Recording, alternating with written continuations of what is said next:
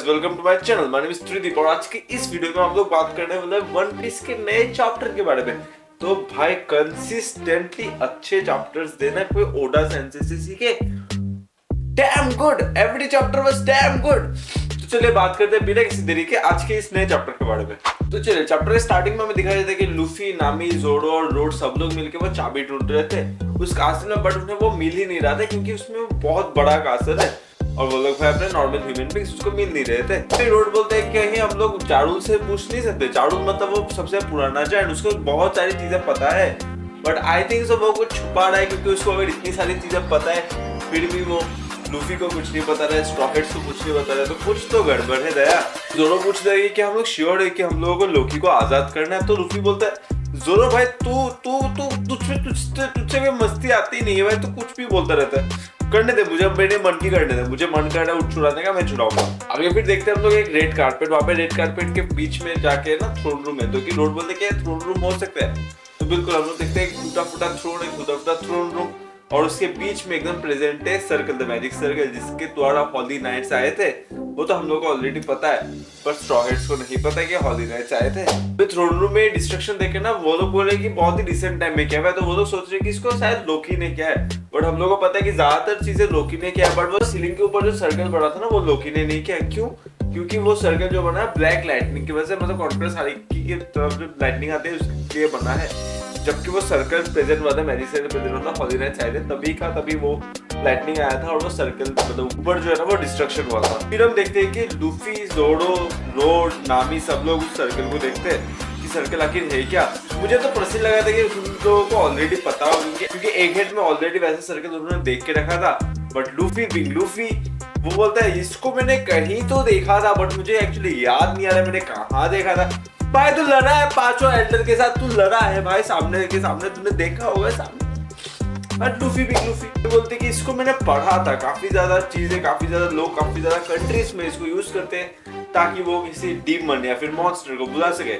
हमें इसका भी रेफरेंस मिला था काफी पहले, जो कि टाइम स्किप के आर्क के टाइम में ब्रूक को बुलाया गया था। काफी ज्यादा लोग प्रे कर रहे थे ब्रूक ऐसा मॉन्स्टर आने के लिए, डीमन आने के लिए, तब ब्रूक आया था सर्कल में, ऊपर से गिर गया था, तो उसके हिसाब से तब दिखाया गया था। फिर हम लोग एक आवाज सुनते हैं जहाँ पे बोलता है कि Luffy, straw hat Luffy, I have been waiting for you.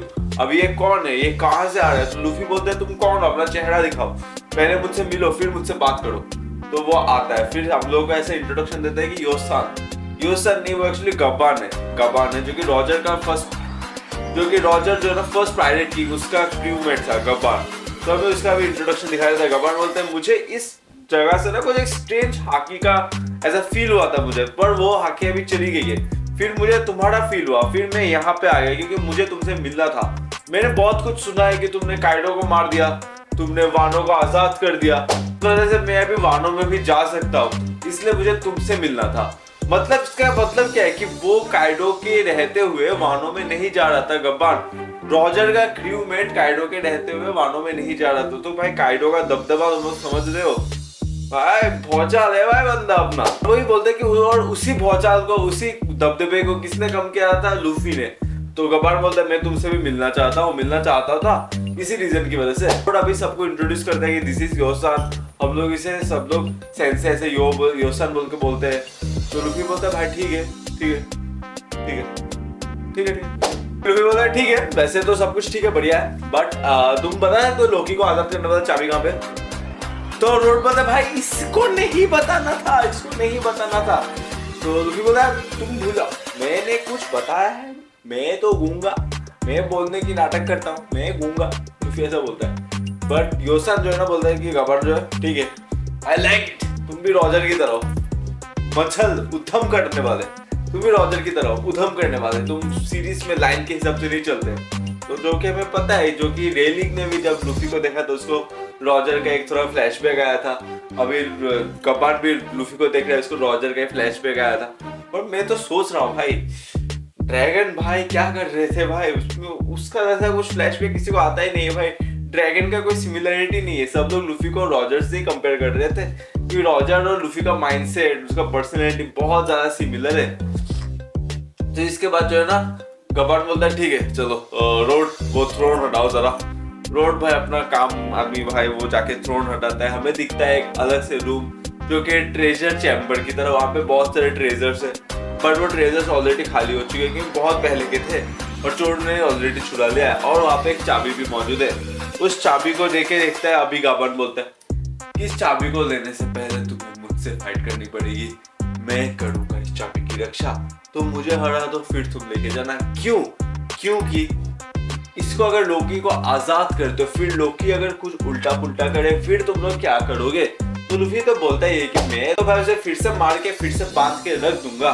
फिर गबान बोलता है नहीं, Shanks is the only one who was able to tie up Loki. तो इसका मतलब हमें क्या ये बोलना चाहते हैं कि गबान जो है ना वो भी इतना पावरफुल नहीं है कि वो लोकी को बांध सके, ओनली शैंक्स ही ऐसा कर सकता था। बट लूफी बिंग लूफी भाई उसको घंटा फर्क पड़ता है, कोई इसको अंडर एस्टिमेट करे वो अपने मन का करेगा। तो लूफी बोलता है कि चलो भाई हो जाए वैनचोथ फाइट। बट अभी ये जो स्टोरी चल रहा था इसके पैरेलली एक और स्टोरी चल रहा था जहाँ पे ना ओनियो और काशी जो है ना वो स्ट्रॉ हेड मेंबर्स को उसब वगैरह को गब्बन का ही स्टोरी बता रहे थे कि कैसे वो रॉजर का क्रूमेट है, वो जो है ना रेलिक के रॉजर के शोल्डर टू शोल्डर खड़ा रहता है, उनके द्वारा स्ट्रेंथ में कंपेरेबल है। कैसे? क्योंकि जब एक बार रॉजर बहुत ज्यादा बीमार पड़ गए थे, गब्बन ने अकेले एक हाथ से रॉजर को पकड़ के और एक हाथ से दो एक्स का यूज करके माउंटेन्स के ऊपर गया था, डार्क माउंटेन्स के ऊपर। वहां पे उसने काफी ज्यादा पायरेट्स के साथ फाइट किया, एक ही हाथ से उसने 100 पायरेट्स को मारा था। और फिर जब माउंटेन के ऊपर गया, सिर्फ पायरेट्स ही नहीं, पूरे माउंटेन में एक भी पेड़ नहीं बचा था। भाई गब्बन अपना ग्लोबल वार्मिंग का मेन रीजन है क्योंकि उसका नाम है माउंटेन ईटर। तुम लोग को ग्लोबल वार्मिंग की वजह से गर्मी लग रही है, गब्बन को जाके पकड़ो। तुम लोग को लग रहा है कि पानी नहीं बच रहा है, लैंडस्लाइड ज्यादा हो रहा है, गब्बन को जाके पकड़ो। माउंटेन्स में पेड़ काट रहा है बंदा, पूरा माउंटेन में एक पेड़ नहीं बचा। तुम लोग को आइडिया है माउंटेन्स में कितने सारे पेड़ होते हैं, एक पेड़ नहीं बचा।